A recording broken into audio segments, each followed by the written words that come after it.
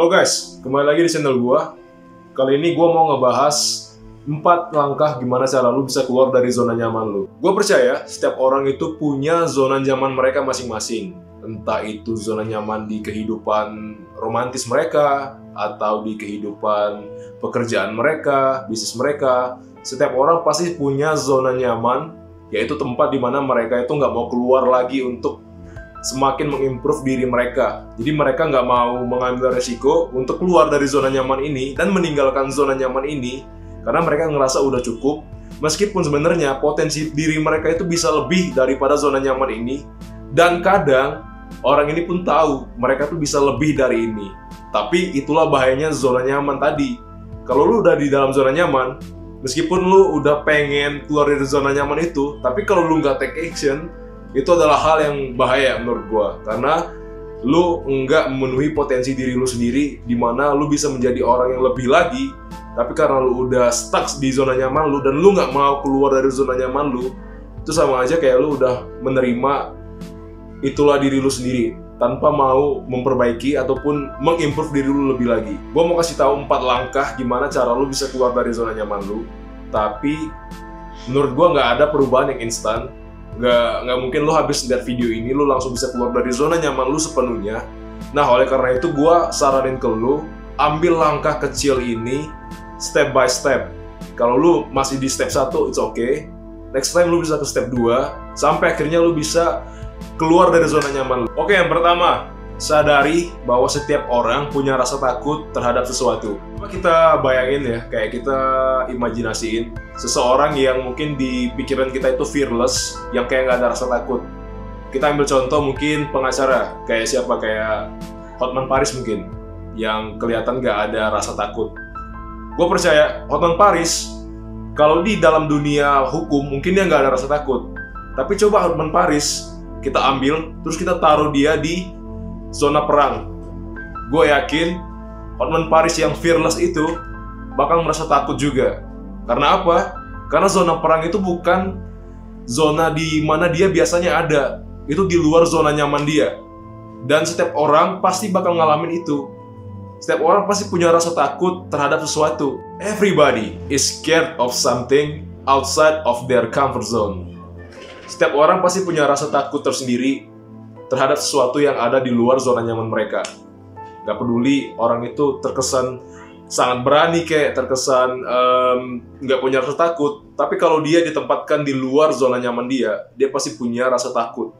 Nah, biarlah poin ini tuh mengingatkan lu bahwa lu tuh gak terlahir seperti ini sendiri.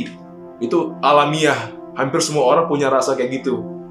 Jadi biarlah supaya poin ini membebaskan pikiran lu dari belenggu-belenggu kalau lu memang terlahir kayak gini. Jadi lu tuh tahu lu tuh bisa keluar dari zona nyaman lu. Hal itu bukan hal yang mustahil. Hal itu bukan hal yang kayak kutukan yang lu dapat begitu lu lahir, bukan. Lu bisa ngelatih supaya diri lu berani keluar dari zona nyaman ini. Oke, langkah kedua, cari tahu hal apa yang paling lu takut untuk lakuin. Nah, gua pribadi jujur, gua itu orang yang sebenarnya bisa dibilang introvert.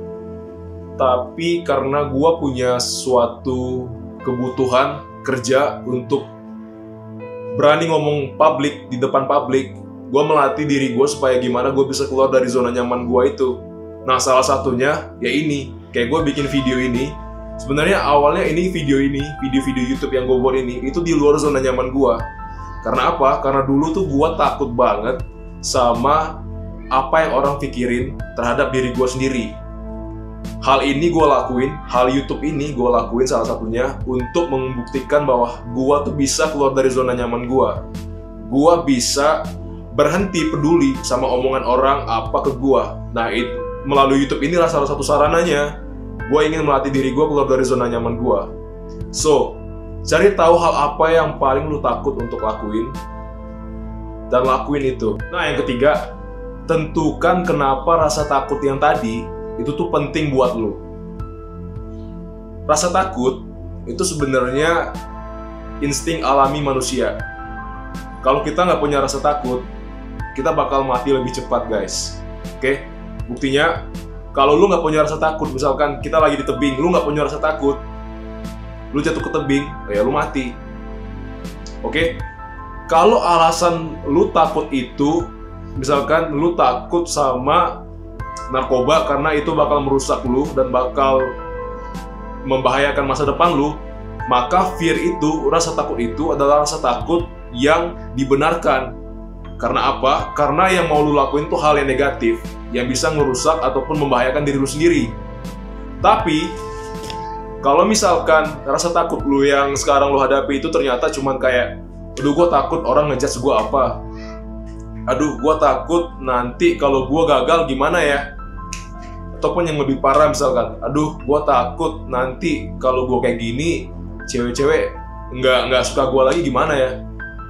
Itu sebenarnya nggak penting banget, itu salah banget. Oke? Kalau lu udah tahu nih, oh berarti ini rasa takut ini sebenarnya nggak bisa dibenarkan nih. Karena apa? Karena ini nggak membahayakan diri gue. Toh orang ngomong apa, gue nggak bakal sakit, gue nggak bakal luka kan. Orang ngomong apa ya terserah. Kita kan nggak bakal bisa ngontrol mulut orang. Oleh karena itu, kalau sampai sekarang lu mau take action untuk keluar dari zona nyaman, tapi terbelenggu sama opini orang ataupun penilaian orang kalau lu gagal, maka stop berpikir kayak gitu, guys. Take action. Karena fear yang lu punya sekarang itu bukan rational fear. Itu irrational fear. Fear yang gak berwujud, yang gak pasti, yang gak absolut. Oke?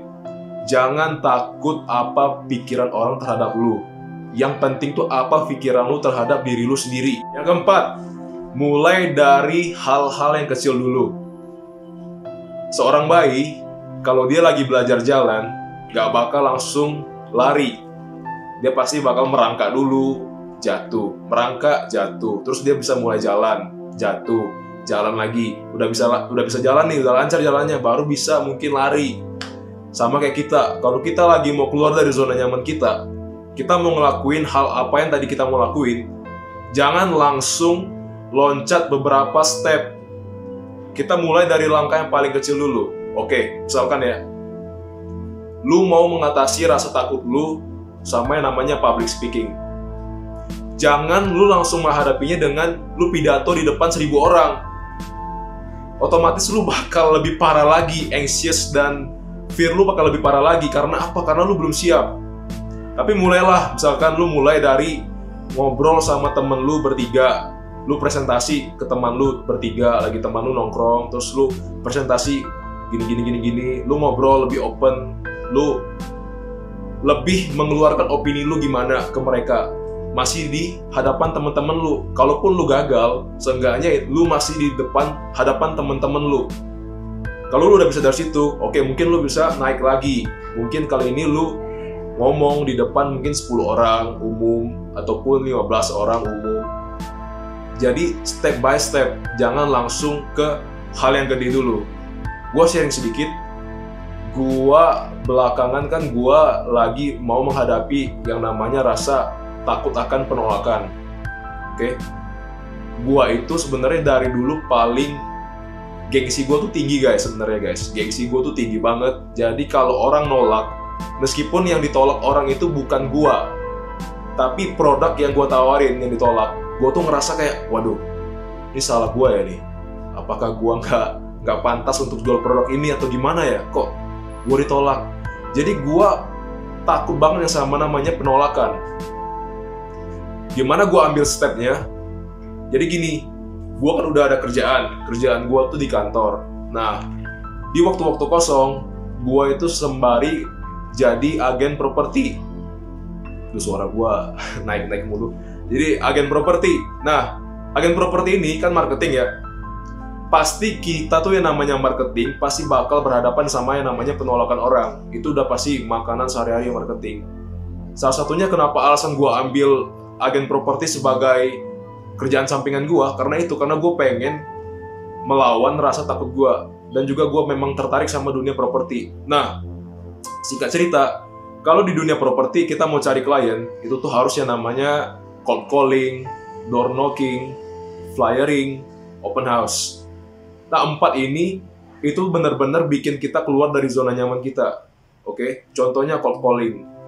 Lu nelpon orang, lu tawarin jasa lu ke orang. Nah, gue pernah kejadian, gue telepon orang, orangnya responnya memang nggak bagus banget, kayak jutek banget. Nah, kalau gue langsung down, otomatis gue bakal balik lagi ke zona nyaman gue yang tadi itu. Gue nggak bakal take step further gitu, nggak bakal ngambil langkah lebih jauh lagi. Tapi gue juga realistis, gue nggak langsung ketemu sama bos-bos besar gitu. Karena apa? Karena level gue belum itu. Gue mulai dari kecil dulu, dari nelpon orang dulu, dari mungkin bagi-bagi flyer, terus gue diusir satpam. Tapi gue udah mulai take action. Seenggaknya gue udah mau keluar dari zona nyaman gue, dan percayalah sama gue, begitu lu udah take action, begitu lu udah mau keluar dari zona nyaman lu, bakal lebih banyak opportunity, kesempatan, dan self-improvement yang bakal lu dapet guys, ketimbang lu diem di zona nyaman ini. Dan itu udah gue rasakan secara pribadi, dan memang bener. Percayalah, kalau lu di zona nyaman, lu stagnan kayak gini aja, itu sama aja kayak lu mati. Kita tuh hidup harus ada purpose, dan salah satu purpose kita itu selalu menjadi diri kita yang lebih baik lagi. Dan itu bisa kita dapetin kalau kita mau keluar dari zona nyaman kita. Oke, mungkin itu aja yang mau gue share guys. Semoga video kali ini bermanfaat buat kalian. Kalau misalkan ada temen yang menurut kalian butuh lihat video ini, kalian bisa share. Jangan lupa like, comment, dan subscribe. All of that. And remember, let's be better together. See you guys.